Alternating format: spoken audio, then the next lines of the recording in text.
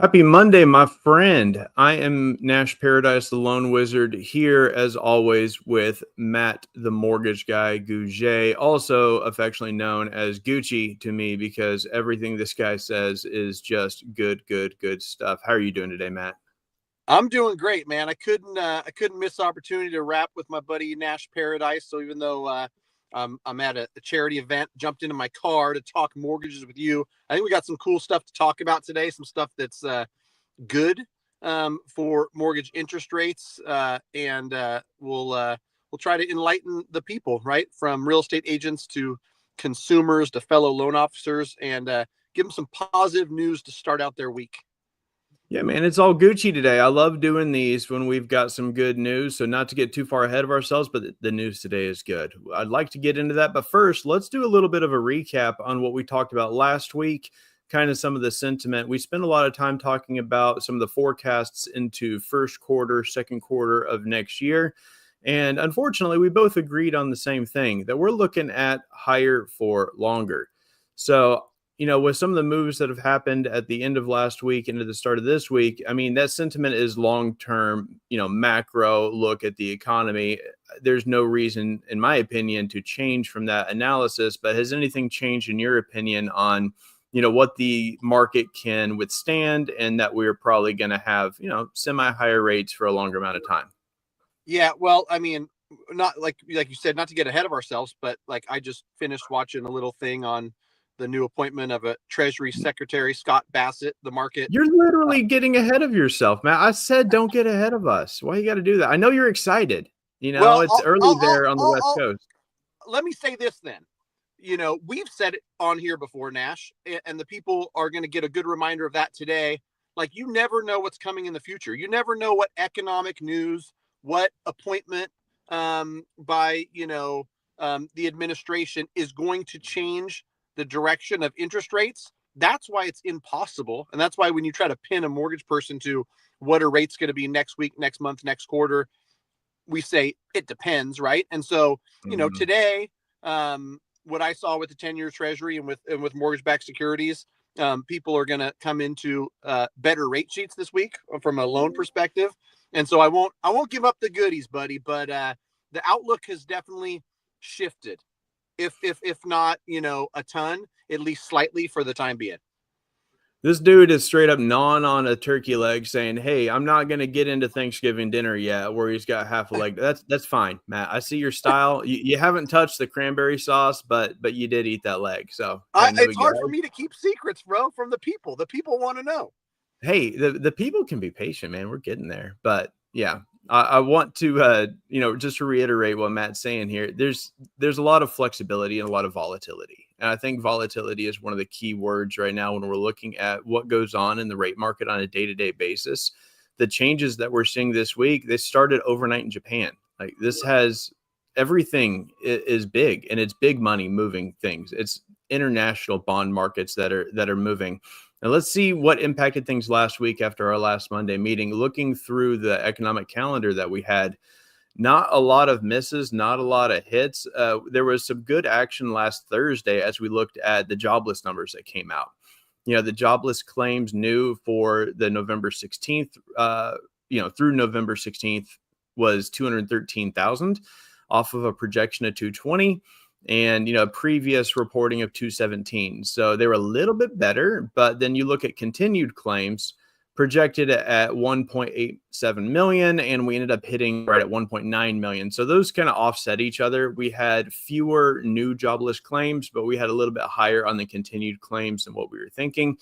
That turned the market up, then down. And, every single bit of news is impacting things, but thankfully on a small scale. One of the interesting things that came out last Thursday, I thought, was existing home sale percentage change from October. We actually saw an increase in 3.4%, which is weird because, the previous month over month change was a negative 1%. That was, later adjusted a negative 1.3. So that 3.4% existing home sale increase, I think, surprised a lot of us. Matt, what are you seeing on your side? Did you see much of a change from October to November production wise? Yeah, I'm just seeing buyer sentiment change. And I think with home sales, like a lot of it's buyer sentiment. What do they think about the future? What do they think about, their ability to buy now? And, some people said the uncertainty of the election's behind me.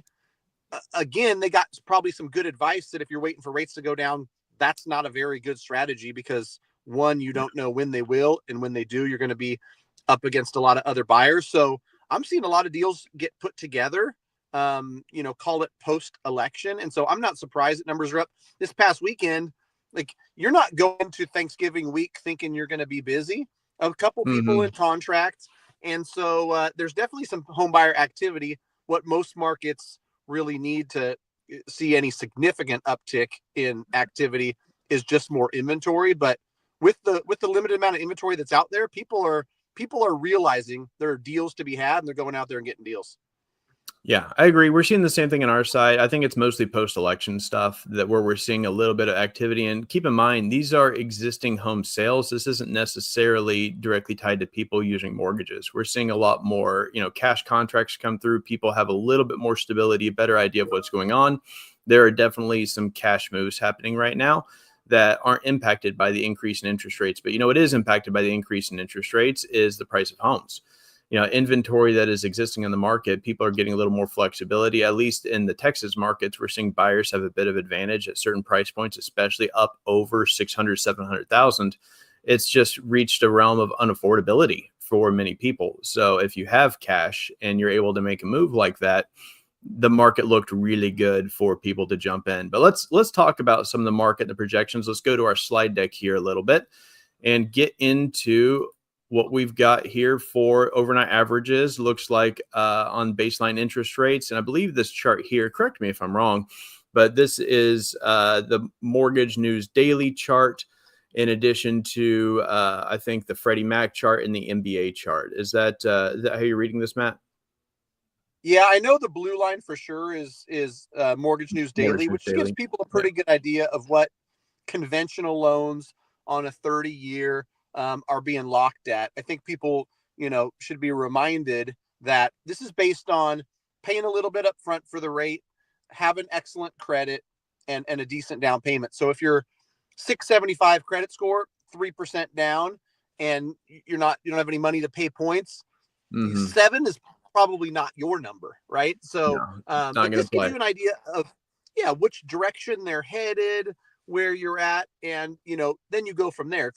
If you're doing something that's a government loan, FHA or VA, you're going to be lower than this. If you're putting a small down payment or your credit isn't perfect, you might be paying a little bit higher. But rates, if you look at this, a word that might be used is like stabilized.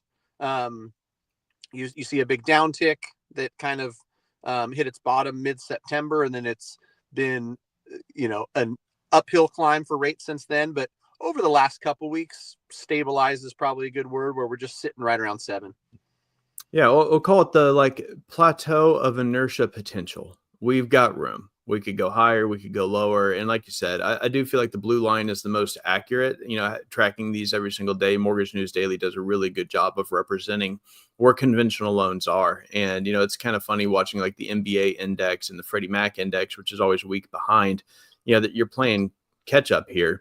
and it just doesn't have a very good representation of where the market is actually headed or where it's been. So yeah, I mean, everything is a little over 7% right now. It's going to cost you some money to get there. And like you said, if the credit scores are lower, the down payment's lower, it could be a little bit more expensive than that for you. But the better takeaway here, like you said, after that initial upswing post-election, we have found a little bit of stability. Where does it go from here? We shall see.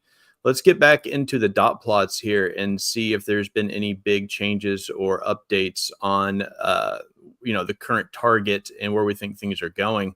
We are now looking at the December 18th Fed meeting, and, pretty consistent compared to last week and the week before. We have shifted slightly from a majority saying, a good clear move here to a 56 versus 44. I'm still saying no move in December. I'm going against the grain here. I'm probably wrong because the Fed would like to make this move before year end just for consumer sentiment would be positive. But if they do a move in December, I don't think they're doing a move in January.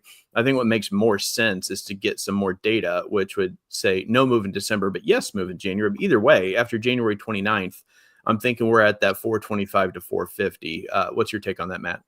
Yeah, I think you're right. I think that, if I was a betting man, there's a 25 basis point total move between December and January. So if there's a cut in December, maybe there's not in January, or vice versa. There's, they're constricted with what they can do based on economic numbers. And it's hard to say inflation's not at our target and employment seems strong and then continue to cut interest rates. Like those things don't, incongruent is one of right. my favorite words. It would be completely incongruent to say you're data driven and then not follow the data. So let's look at the January 29th Fed watch right here. Again, now we've moved into a vast majority, 66% showing anywhere from that 400 to 450. Very small percent are saying two moves between now and then, only 13%, not likely. There's still an argument to be made for no move all the way through January, but the data is going to determine this. Honestly, it's not even worth spending too much time focusing on the forecast. We've got a lot of data between now and then, a lot of appointments, a lot of things that are going to drive the market a lot more than what the Fed thinks is going to happen. So I'm just going to go ahead and jump forward to the March outlook and just throw it out the window. The March outlook is the March outlook. Are we going to be somewhere between 400 and 450? Probably. Doesn't matter. Now, do we have enough data right now to make a solid recommendation on where this stuff is going? I say no. What do you say? Yeah, I think you're right. Who knows what's going to happen between now and then. And the truth is, there's going to be positive stuff that comes out and negative stuff as far as how it affects mortgage-backed securities. And so, yeah, for anyone to tell you, here's where we'll be mid-March of 2025. They are, guessing and using, data and things that they think are going to happen in the market to make it an educated guess, but it's still just that. It's an educated guess. Yeah. Forecasting is fun. It's also hard, and it's a big guessing game. But hey, that's why people tune in, is for our forecast. They're based on our experience because, hey, this is the Monday market update with, two experts in the field of interest rates. We like to watch this stuff. We nerd out on it, and numbers are a good time. Let's talk real quick about the economic calendar for this week. We've got a shortened week with markets closed on Thursday and Friday, but we do have some big news coming out on Wednesday. And I mean big news. Like Wednesday is going to be a pretty heavy day when it comes to the economic forecast. We have the MBA purchase, MBA refi, core PCE month over month, which is going to be a big one. Core PCE inflation, jobless claims, continued claims, durable goods, core capex, wholesale inventories. If you've been listening to all of this, you've probably fallen asleep by now. But all that to say, we've got a lot of big stuff coming out on Wednesday. All the projections, all the anticipated targets are just very much in line. PCE inflation should be flat, continued claims. The projection here is 1910 versus 1908 on the previous model. So like flat is what everyone wants. Flat is what the market is expecting. They are going to project GDP final sales for Q3 to be up slightly at 3%. And then GDP overall Q3 up 2.8%. So I think those should hold. There's really no reason they shouldn't. It is a decent increase from Q2, But I think all those are going to hold. Matt, any surprises that you're anticipating? Anything crazy that you're going to be keeping an eye on for the Wednesday data? Not necessarily. I mean, my general thing is like, I'm not trying to be, like too obsessed with any specific numbers. And so, yeah, truth be told, I let that stuff kind of work itself out as it comes out. I take a look at it. And then when I have a conversation that day and somebody goes, oh my gosh, I thought I got a quote yesterday and it was this, and now it's this. Why did that happen? And I can explain, well, this moved the market positive or negative because of it. But, having not a lot of control over that stuff, I tend not to use too much of my, mental capacity to dig into it. Rather, I take what I have and I use all of my time and energy to say, based on what we have and based on the contract that just went, in yesterday, let's structure a 2-1 FHA buy down. Let's have you a 4.6% interest rate for this first year and really dig into structuring that. But as far as, economic data, I'm not going to stress over it. We're just going to take it as it comes. I didn't hear you quote the APR with that. Are you being fully compliant there, Matt, or is this a hypothetical situation? Oh, this is hypothetical. This is not a guaranteed to lend. This is not an offer of any sort. This is a do not constitute as a commitment to lend. Terms and conditions may apply. Your results may vary. Matt, the mortgage guy, is just using an example. Yeah, I feel you. Right. Yeah. This isn't the opinion of UMortgage. This is the opinion of Matt Gutte, is the whole no liability, all that good stuff. No, it's the alter ego. That's the Gucci numbers. But so I think, what Matt's saying is it's results first, explanation second. The reason that we look at these, we know what's coming, is because we know there's going to be a result. And then we need to be able to explain the result. We're not going through these numbers and what's going on in data to say, oh, this should be better. Analysts are wrong. People that are paid hundreds of thousands, millions of dollars a year to come up with this information that drive billion-dollar hedge funds. No, we're smarter than those guys. Nah, not really. That'd be nice. It's more to say there's a propensity for very active volatility on Wednesday. So if you like what you have Wednesday morning, if you like what you have Tuesday night, that may be a good time to lock. Anytime you get into a multi-day holiday where markets are closed, we usually see hedging and margins increase before that, just to make sure that anything that goes in then isn't severely impacted by news cycles that happen over that amount of time. So I don't like locking late on Fridays, even though sometimes it makes good sense, but just having those breaks, when you get in Monday morning, whatever happened in the bond market, whatever traded in the Nikkei, and Japanese money moves into bonds, you're going to wake up to some stuff that you can't get in front of, which brings me to Matt's point. Let's get to that turkey. What happened from Friday night on that was a big market mover? Let's get a little more detail into that, because that is the big news of the day. Yeah, I mean, I've been busy since 5:30 this morning building a canned Christmas tree for Salvation Army. But when I did take a break to watch myself some mortgage news, I saw Scott Bassett, I think is his name. That was I think Bassett, but or Bassett, Gouget, Gucci. It's all the same, brother. It's all the same. Treasury. What's the exact title? Treasury Secretary, the big boss in charge of the Secretary of the Treasury. Let me just read the quote specifically, because I feel like this gives better feedback than I'm going to, be able to sum up. Out of all of Trump's political appointees, Treasury Secretary is the most consequential for the bond market. Bessent got the nod on Friday night after the close, so there was no opportunity to witness any kind of market movement. When Treasuries opened in Tokyo last night, the reaction was clear: bonds like Bessent. So that's it. This is logical for a number of reasons. His comments regarding the need for fiscal restraint, as well as gradual layering of tariffs, that's good. That's what the market wants. There's a lot of nervousness around tariffs and how they're going to impact overall inflation. So having your Treasury Secretary say we need a gradual movement, we need a conservative fiscal policy, and restraint on the Treasury side, that makes bonds happy. So people are throwing money into the bond market, driving that that price down. We got lower yields and cool 10-year Treasury bond. My goodness, dude, 4.3. I love that. And so all that stuff, if you're like, okay, what does that mean for mortgage interest rates? Like you said, I saw the 10-year down from like 4.4 to 4.29, so 11 basis points down on the 10-year. And remember, 30-year mortgage rates follow the 10-year treasury, so down means good, means mortgage rates down. 33 basis points was last I saw before we jumped on betterment to mortgage interest rates. And what that will translate to for people is between about an eighth of mortgage rate. You know, if you were getting a 7.125 for your credit score at a certain cost, you probably get that same cost at a 6.999. So look at it as about an eighth in interest rate betterment.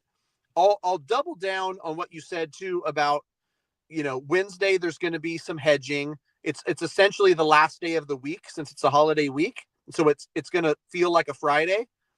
If you're a mortgage lender and you have rate betterment today, rates open up better, there might even be a betterment midday.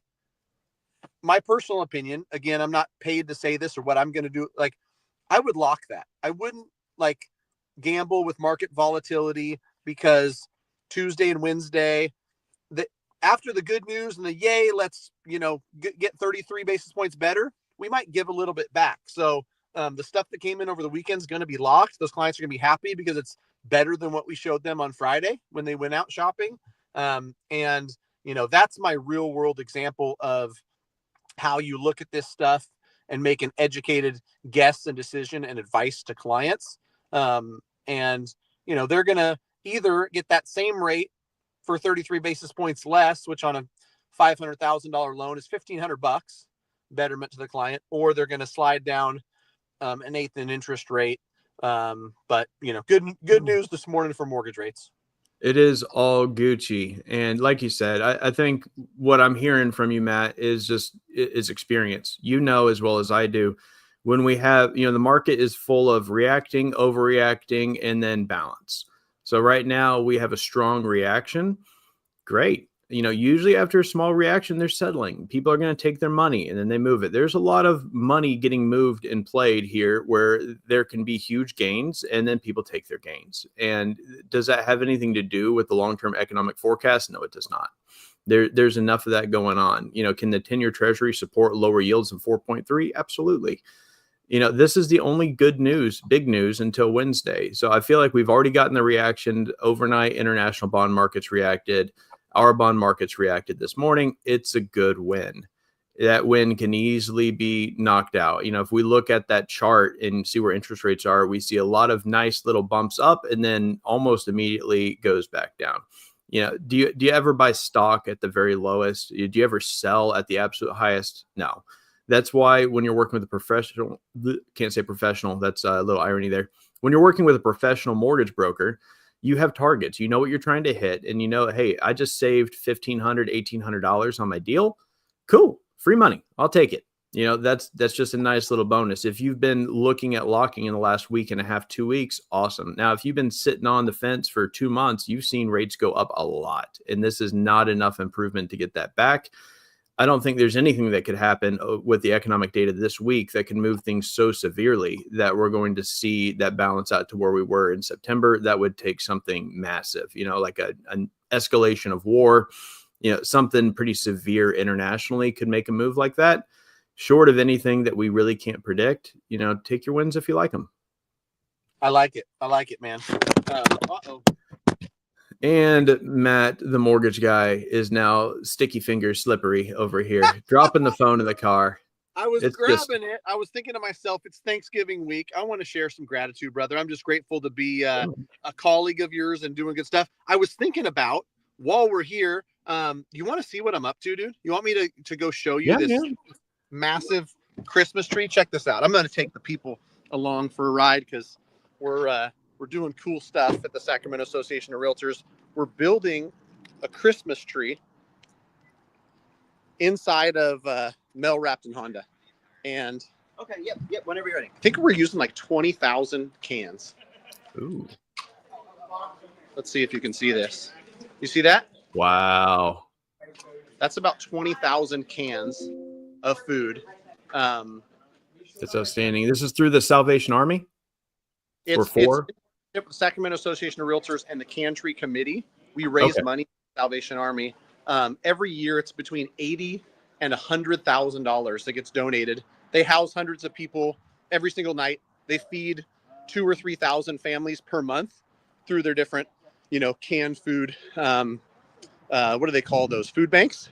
Yeah. And it's cool, man. So Thanksgiving week, do something good for your community. That's my call to action for anybody listening. And I'm going to get back to this. I'm going to go build some stuff. You close the show out, Nash. Great talking to you, brother. Have yourself a great Thanksgiving, man. You do the same, sir. I'll get us closed out. You go do some good. All right, buddy. Later. All right. Thanks again to everyone who is tuning in. I'm just going to echo Matt's sentiment here. If you're in real estate, you're real estate adjacent, you're watching this, it's been a hard year for a lot of people, a harder year than normal. Affordability is at an all-time low. There's been a lot of unease, uncertainty, discontent. Like, it's been hard out there. When you can, if you're able, do more. It's not the year to do what you normally do. I normally get one person from the angel tree. I normally sponsor one family. If you have the capacity, this is the year to step up a little bit more. There are more people struggling than I think most people think. A lot of people who were doing well have just seen affordability and their comfort. Inflation has hit them harder. And I think I love Matt's call to action now. Let's take action. Let's do the right thing. I mean, it's hard for all of us in the real estate industry. We've had huge hits to our income just based on the market and the way things have gone. So, why not take that and just be grateful for the blessings that we have and do a little bit more for others this year? I think that would be a fantastic takeaway here for Thanksgiving week. Thank you all again for tuning in and spending this time with us. And we'll be back next week for another Monday market update. Thanks again.